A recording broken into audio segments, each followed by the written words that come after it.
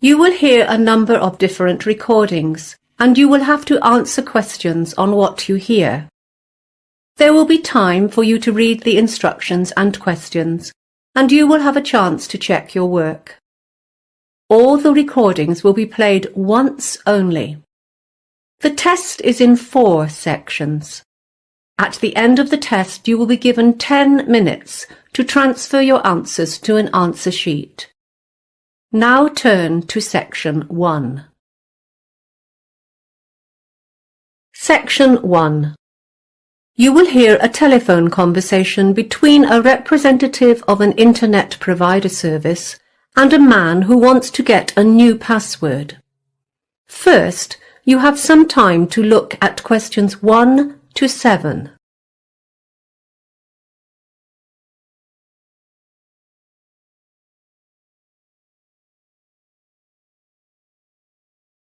Now we shall begin.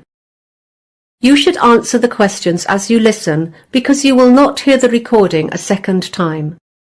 Listen carefully and answer questions 1 to 7. Good evening, this is WebNet and you're speaking with Natasha. How can I assist you today? Hello, Natasha.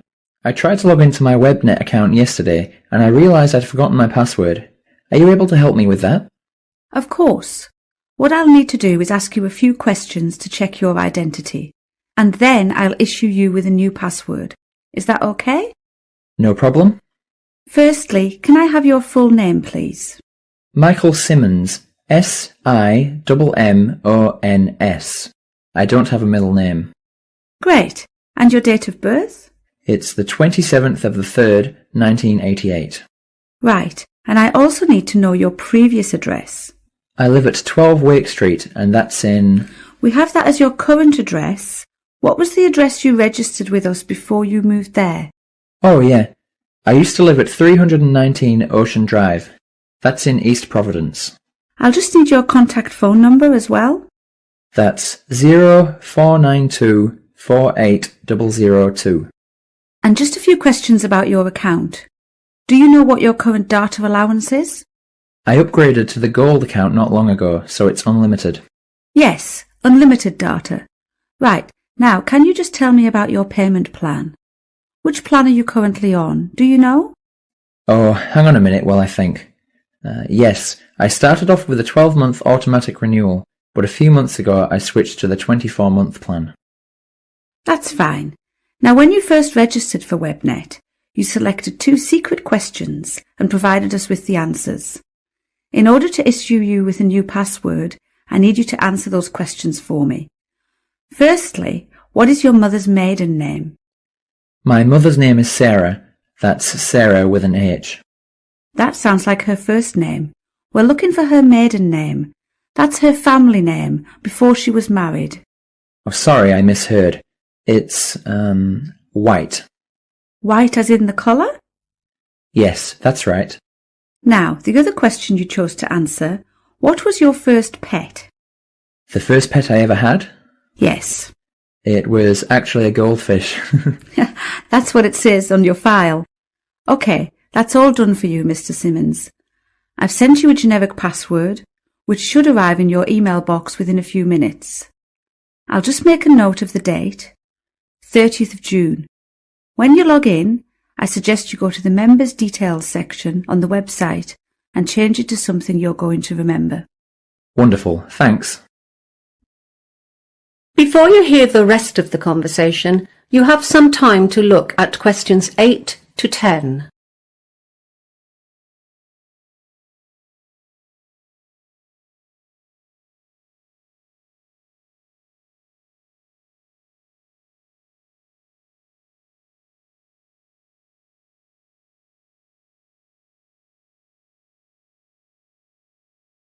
Now listen and answer questions 8 to 10. Is there anything else I can help you with today? Yeah, there are a few things. I've been having some connection issues recently. I think the problem is with the cable that connects the modem to the computer. Do you supply those? You need a new cable. Not a problem. I'll arrange for that to be sent off tomorrow. Thanks. Also, I'm currently signed up for 3 of your services. home phone, mobile and broadband. I use the internet a lot, on my computer and on my mobile, but to be honest, I never use the home phone and I don't see why I should keep paying for that plan. Would you like me to cancel that home phone for you? Yes, please, if you wouldn't mind. Done. Is there anything else? Yes, just one last thing. Do you offer any antivirus products? Yes, we have one which offers full protection against viruses, spam and identity theft, which is useful if you're doing any online banking and that kind of thing. It's called the Security Pack. Sounds perfect. Sign me up for one of those, please. And we've got another one. It's called the Parenting Pack. It prevents your children from accessing harmful websites and downloading things they shouldn't. I'm not so worried about that anymore. Both my children are adults and have left home. So, just the security pack, thanks. That's everything. That is the end of section 1. You now have half a minute to check your answers.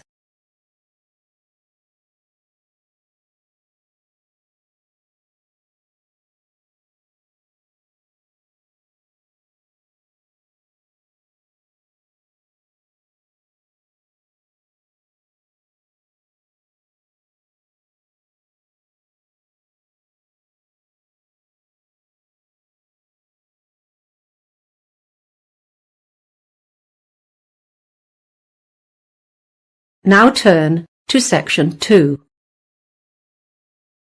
Section 2. You will hear a man who owns a holiday home talking on the phone to a woman who has rented it. First, you have some time to look at questions 11 to 16.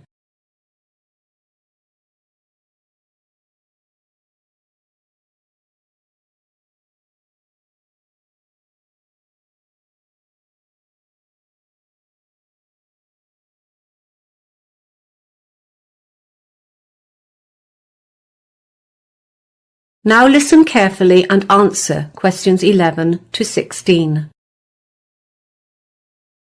Hello, Ron Smith speaking. Hi, this is Kayla Lawton.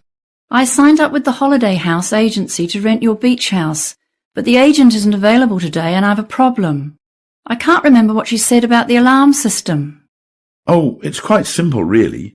The main thing to remember is to enter by the back door, which leads into the kitchen, because that is where the alarm is situated, right next to the light switch, just beside the door. If you go through the front door into the living room, it will take you longer to reach the alarm, and you only have a few seconds to deactivate it. The code is 3498. Okay, I've got that. The agent will have given you the back and front door keys, but there are other keys that you may need for the garage, the laundry, and the little garden shed. You'll find them hanging on a hook inside the cupboard in the hallway, next to the hot water cupboard. The laundry room is outside, next to the garage. It should be kept locked, so please remember to return the key to the hook when you've done your washing. The last tenant lost it somewhere in the garden, and I had to have the lock replaced. There should be some laundry detergent for the washing machine next to the dishwashing liquid under the kitchen sink. Oh, now, about the linen. The sheets are already on the beds, and there are lots of towels at the house too. Of course, you'll want to enjoy that lovely, safe swimming beach as much as possible. You'll find a pile of beach towels in a basket on the washing machine. Feel free to take these to the beach with you. We have lots of them, and they're pretty old, so it doesn't matter if they get a bit dirty or sandy. There are other newer towels for use in the bathroom only. These are in the hot water cupboard on the shelf up above the cylinder. Please don't take these ones down to the beach. What else? Oh yes, I should tell you that the electricity supply is generally reliable, but sometimes there are power surges which make a few light bulbs blow. If that happens, don't worry.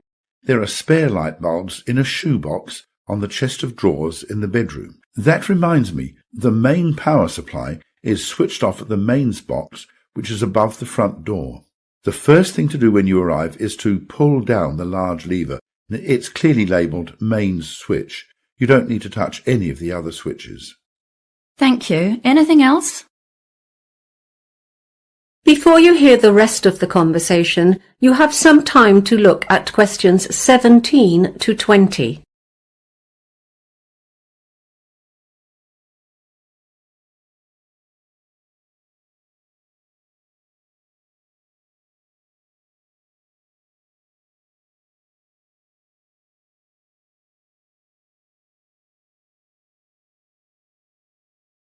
Now listen and answer questions 17 to 20. Oh, one more thing. Something that might interest you is a folder of local information. You know the sort of thing. Interesting places to visit, opening hours for the shops and services in the town, plus a little map of local walks. It's on top of the TV along with the remote control. Parking in the town is usually really easy, except for weekends, when the place is swamped with tourists, so I would recommend doing your shopping on weekdays. Oh, one thing though, if you want to combine a shopping expedition with a visit to the Early History Museum, you should know that it's not open on Mondays. There are lots of good places to eat in town too. You'll find a list of menus and takeaway prices for some of the more popular local cafes and restaurants. If you like Chinese, the Happy Dragon has excellent food, or I'd recommend the Pizzeria if you prefer Italian. They have a good selection of takeaway pasta and pizza as well. The Happy Dragon is a firm favourite with the locals though. Both restaurants deliver free of charge, but note the phone numbers have changed since the menus were printed.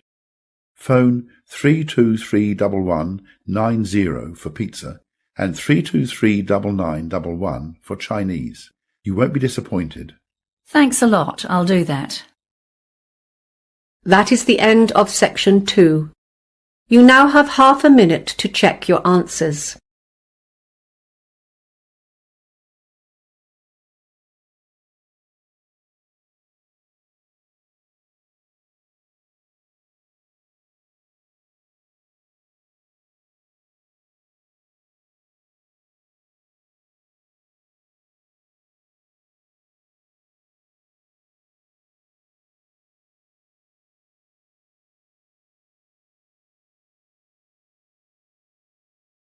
Now turn to section 3. Section 3. You will hear a college professor and a postgraduate student, Diana, discussing her recent internship experience. First, you have some time to look at questions 21 to 25.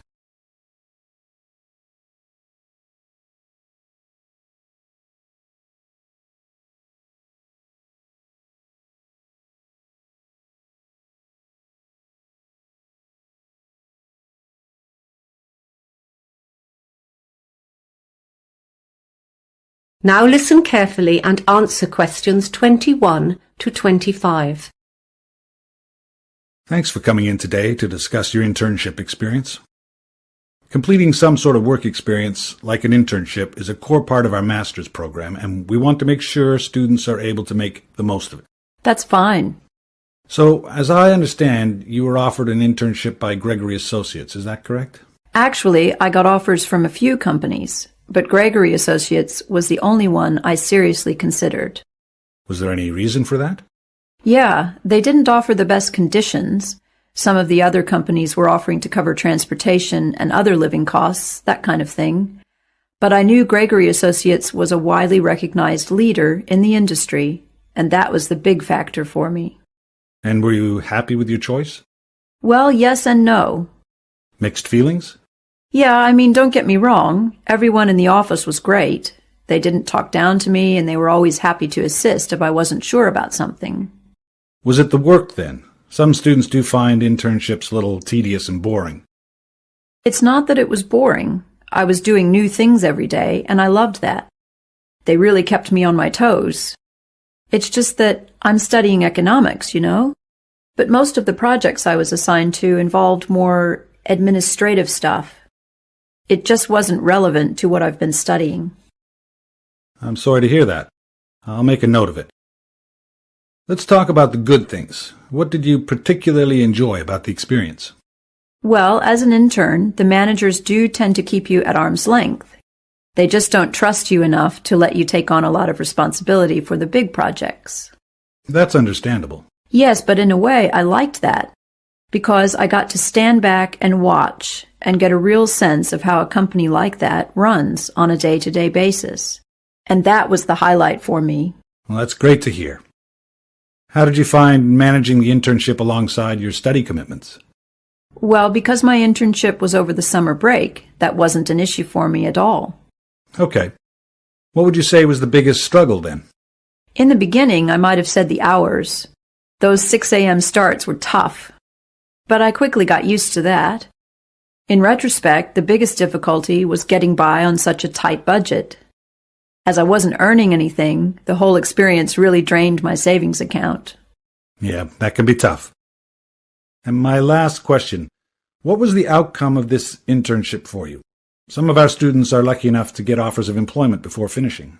At first, I was hoping I would be one of them. In the end, I wasn't, but I'm happy about that now. Why is that? Well, over the course of the internship, I ended up reconsidering whether this industry is really for me after all. I'm going to finish my degree, because I'm only a semester away from graduation now, but then after that, I've decided to pursue a different line of work. Well, I do hope you're successful with that. Before you hear the rest of the conversation, you have some time to look at questions 26 to 30.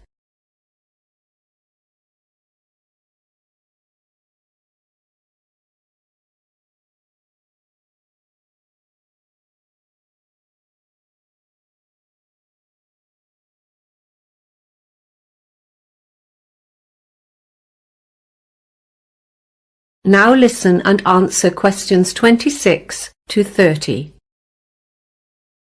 Now, we're putting together a step-by-step guide about the process for students who want to apply for internships, and we were wondering if you could help us with it. Sure. What would you say is the first step?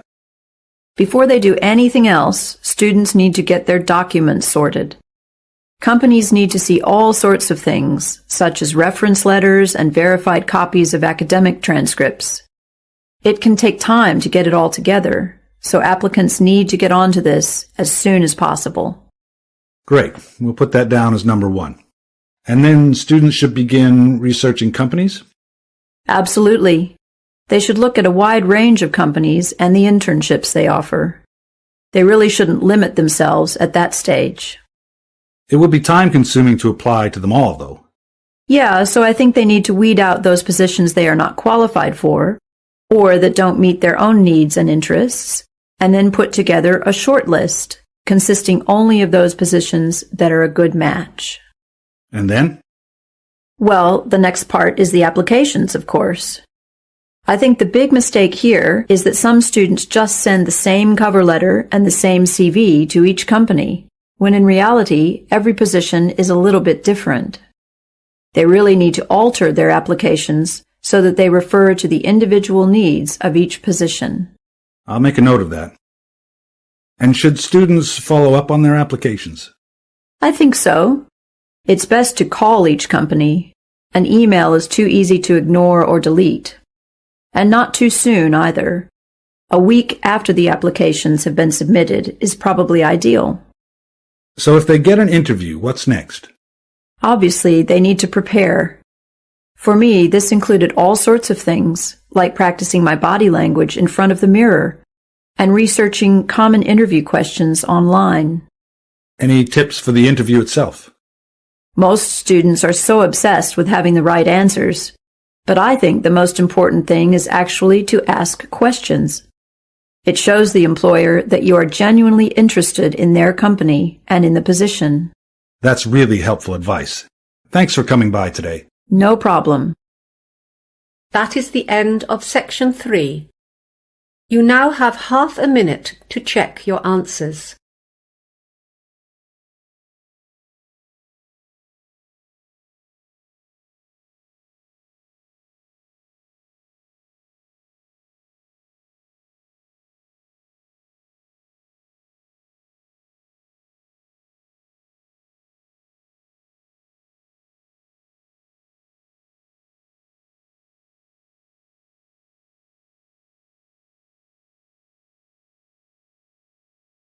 Now turn to Section 4.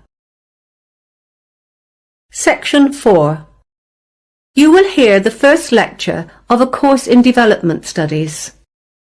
First, you have some time to look at questions 31 to 40.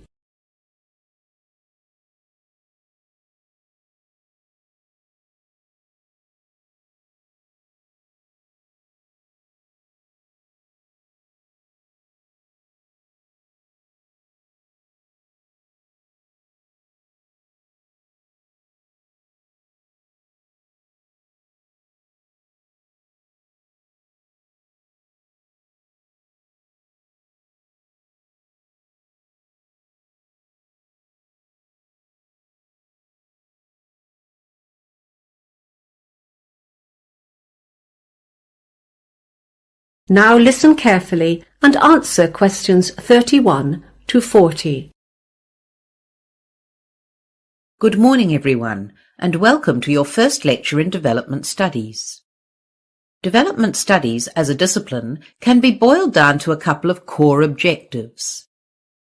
Basically, we are trying to understand how it is that societies experience particular kinds of change and how they progress as they develop.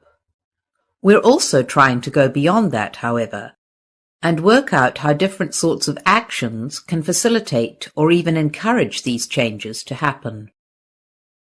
To achieve these objectives, there are two key approaches that underpin development studies. Firstly, there's a theoretical approach, which is all about the how of change. With theory, we can explore some of the big questions. What kind of change should we aspire to, and how can this be achieved? But we don't just talk. We've also got to apply some of this thinking. So, through the applied approach, we're looking at specific policies and trying to understand how they can most effectively be put into place.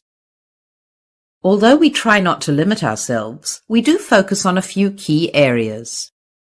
Due to our location, for example, the Asia-Pacific region is an important area of research for us. At the moment, we're doing a lot of work on urbanization, and there are two elements to this. One is employment, as urbanization leads to major employment problems, and the other is housing. With so many people moving to cities, many of them struggle to find a place to live. Other issues of particular interest to our staff are migration and, of course, trade. So, what will you be able to do with the degree in development studies? Well, firstly, you'll develop a full working knowledge of all aspects of development. You'll also learn how to gather data. We include sessions on how to gather statistics, but we mostly focus on textual data, that is, policy briefings, research reports, and so on.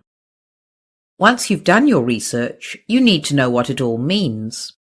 After all, there's not much point in collecting a whole lot of data if you don't know whether it's significant or not. So we're going to teach you how to critically evaluate your findings. And finally, teamwork is a big part of development work. Your major piece of research work for this class is done in groups of 4, so you're going to learn how to cooperate as a team in order to plan and conduct this research assignment. I want to move on now to give you a brief overview of how development studies has evolved as a discipline since it was first established. The first thing to note is that, unlike other subjects such as mathematics or philosophy, development studies is very young.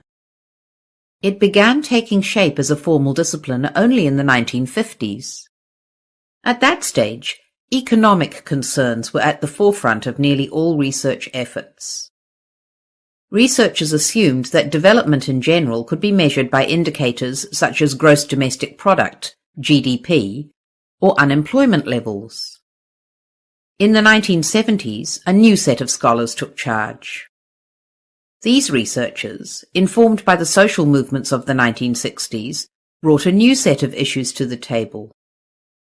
At that time, development studies grew increasingly critical of established practices and the assumptions that lay behind those practices. questions were raised in 3 areas: the role of power in creating policy, the importance of environmentally sustainable change, and problems with inequalities in terms of gender. From the 1980s onwards, the economy staged a comeback as a centerpiece of development practice. A key factor here was the reduced significance of national governments due to a number of market-led reforms in many countries around the world. In contrast to the 1950s, however, researchers have recently shown a heightened interest in smaller-scale economic projects.